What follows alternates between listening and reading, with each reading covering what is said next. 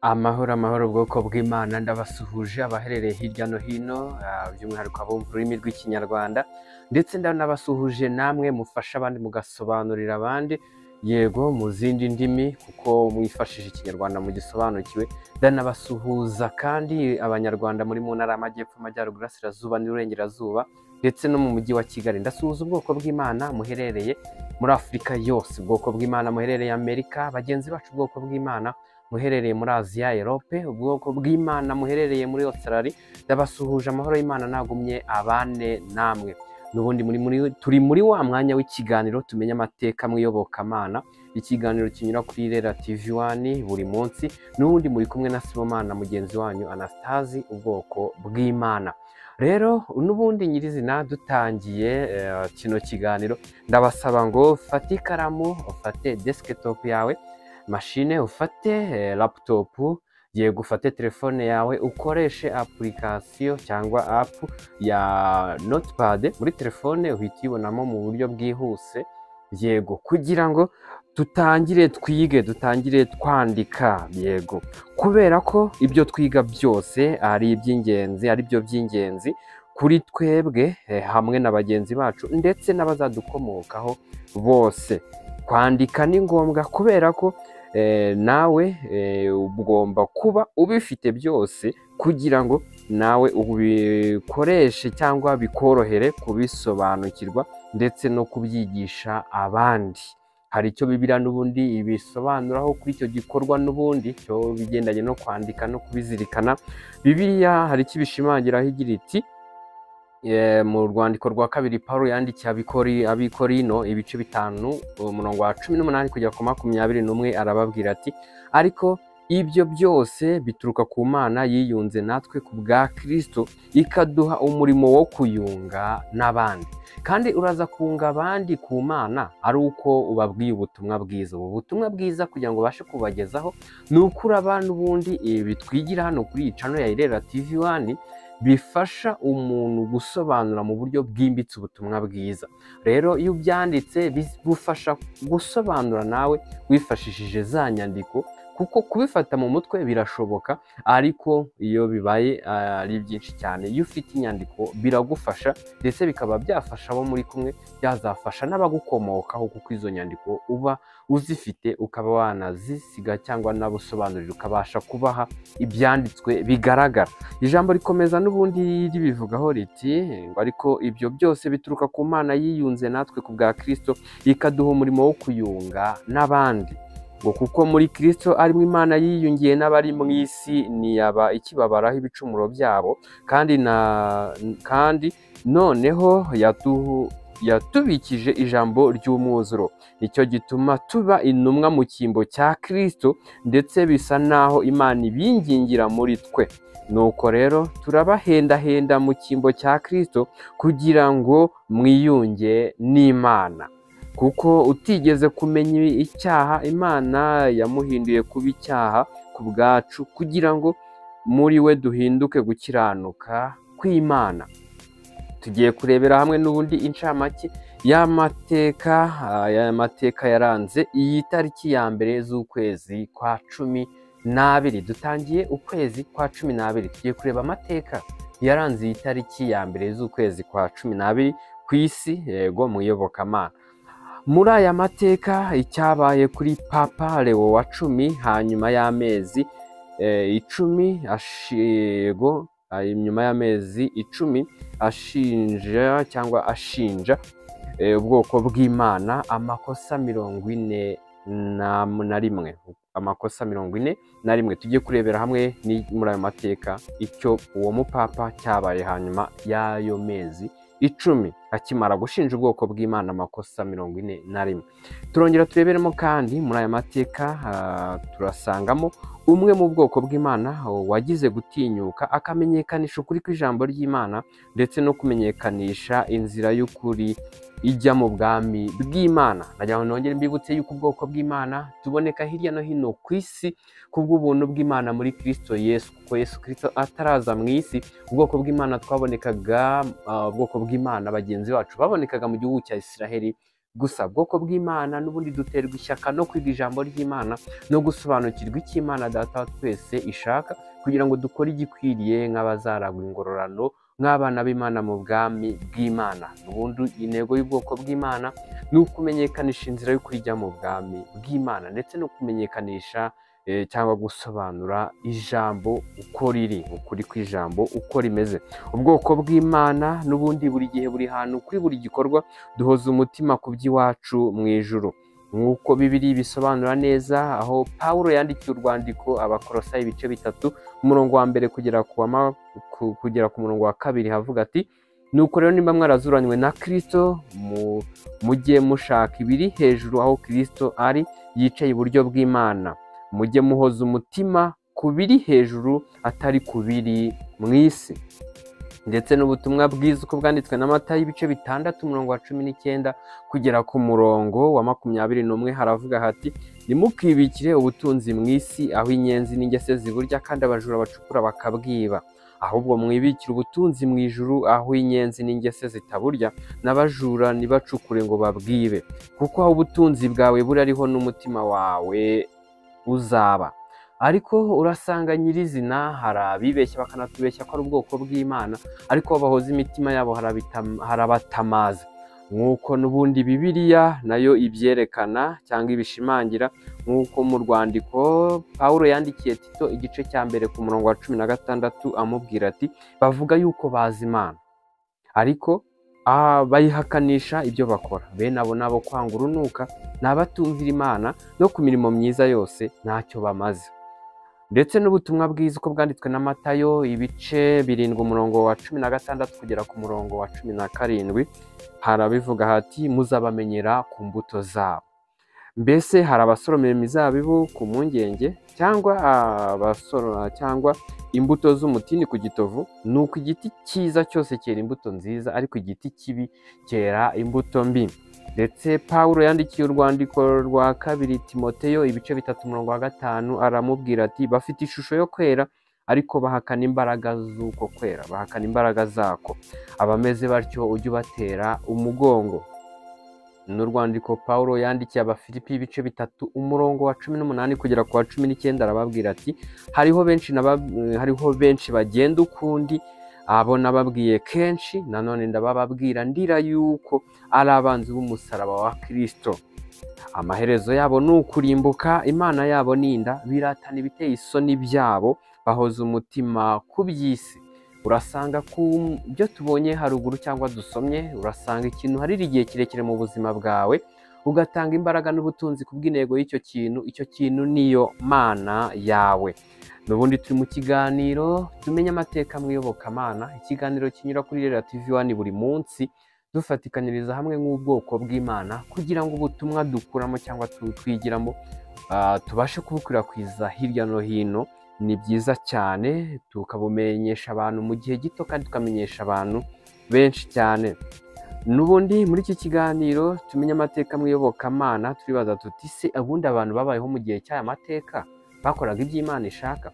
Twifashisha igitabo cya Bibiliya kugira ngo tumenye nimba bari mu nzira y'ukuri cyangwa atari y'ukuri, kugira ngo tuve mu kinyoma cyabo tubashe gukora iby'Imana ishaka.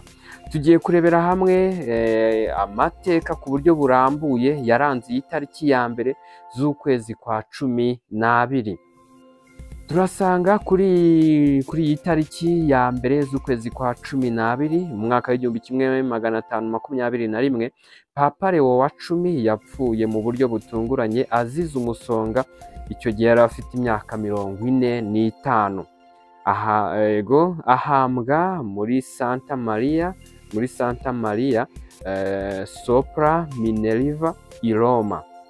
Urupfu rwe rwabaye nyuma y'amezi 10 gusa amaze kwirukana Martin umwe uri mu bantu bagize uruhare rukomeye mu ivugurura ry'abaprotestanti. Yego, washinjwaga amakosa 41 mu nyigisho ze cyangwa mu nyigisho yigishaga. Aya mateka n'ubundi twayatangarijwe n'urubuga rwitwa christianitytoday.com. n'ubundi nk'uko twifashisha igitabo cya Bibiliya kugira ngo tumenye ababayeho mu gihe cy'aya mateka, nimba barakoraga iby'Imana ishaka cyangwa nimba batarakoraga iby'Imana ishaka, kugira ngo twebwe nyirizina ubwoko bw'Imana turiho muri iki gihe tubashe gukora iby'Imana ishaka nk'uko nayo nyirizina yabitumenyesheje mu byanditswe byera biboneka muri Bibiliya. Tugiye kureba icyo Bibiliya ivuga kuri aya mateka, turifashisha ubutumwa bwiza uko bwanditswe na Matayo ibice 10 ku murongo wa 27 kugera ku murongo wa 33, aho havuga hati: ibyo mbabwirira mu mwijima muzabivugire ku mugaragaro, n'ibyo mwongorewe muzabirangururire hejuru y'amazu, kandi ntimuzatinye abica umubiri badashobora kwica ubugingo, ahubwo mutinye ushobora kurimburira ubugingo n'umubiri muri Gehinomu.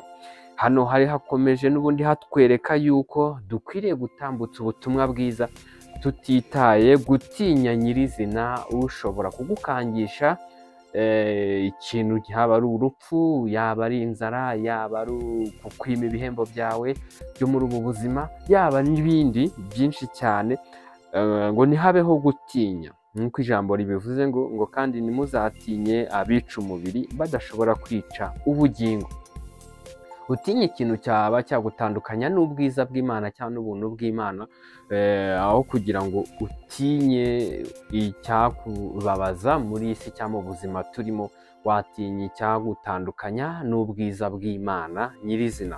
Nk'uko turasanga n'ubundi hariya Martin yashinjwaga amakosa 41 n'uriya Papa Leo wa 10, ariko nyirizina dusanga mu mateka icyo babivugaho, dusanga uriya Martin ataracitse intege, ahubwo yarakomeje gutambutsa ubutumwa bwiza, asobanura cyangwa atangaza ukuri kw'ijambo ry'Imana nk'ubwoko bw'Imana, ndetse amenyekanisha inzira y'ukuri ijya mu bwami bw'Imana.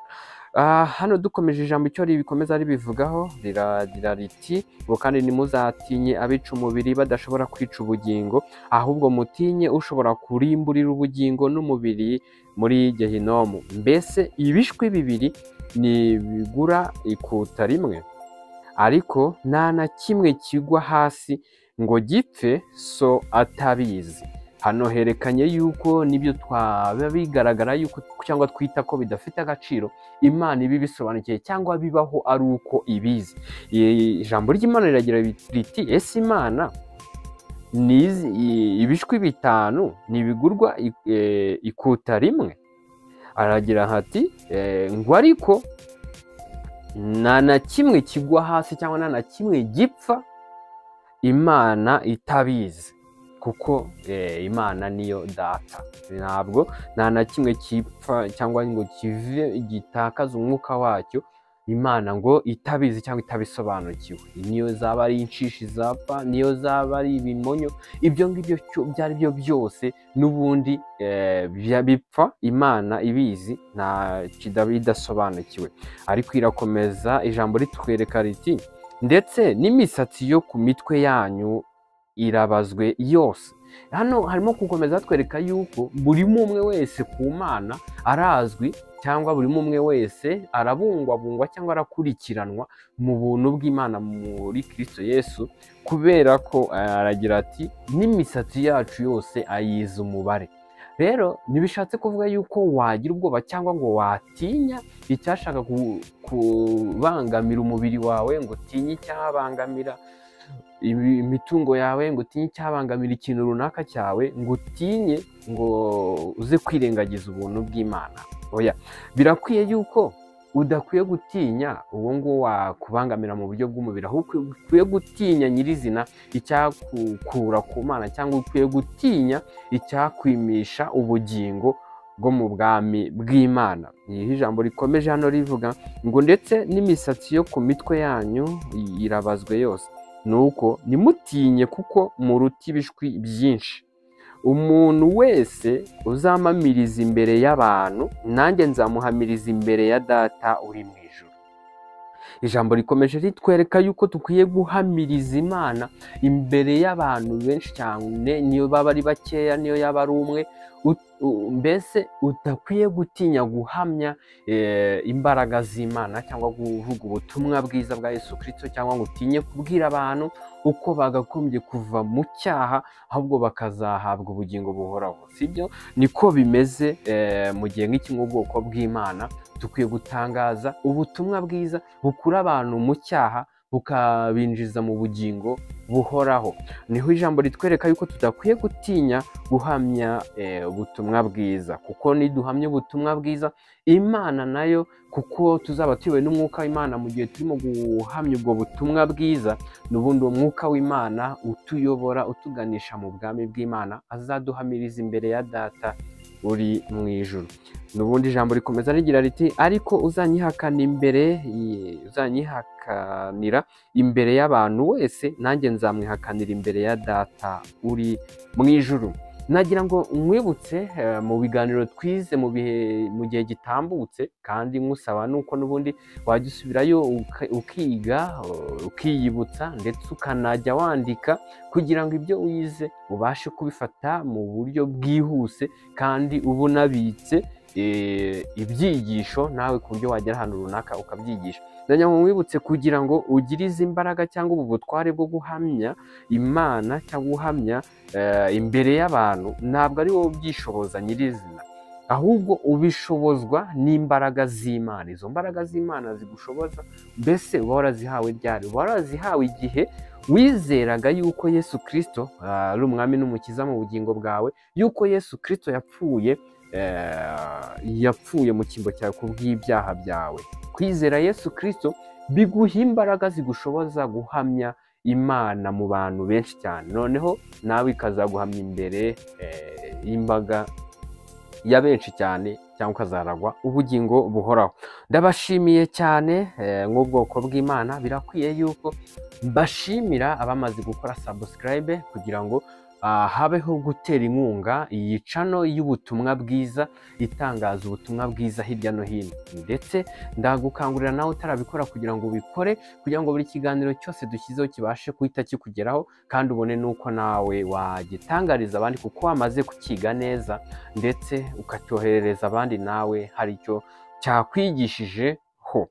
Kandi nanone ndabibutsa yuko hari urubuga rwa WhatsApp duhuriraho nk'ubwoko bw'Imana, urarusanga n'ubundi linki y'urwo rubuga urayisanga muri komenti ya kino kiganiro, kugira ngo twese dufatikanyirize hamwe guhungurana ibitekerezo, inyunganizi no gutambutsa ibibazo, bitakuyeho yuko n'ubundi wabitangira muri komenti aho ngaho nta kibazo. Ndabashimiye cyane. N'ubundi mu kiganiro cya tumenye amateka mu iyobokamana mwari muri kumwe na mugenzi wanyu ubwoko bw'Imana Sibomana Anastase, ikiganiro kinyura kuri Irera TV1 buri munsi. Yego, ndabashimiye. Amahoro y'Imana n'ubuntu bw'Imana bigwire muri mwe, buheshejwe no kumenya Imana na Yesu Kristo umucunguzi wacu. Murakoze cyane.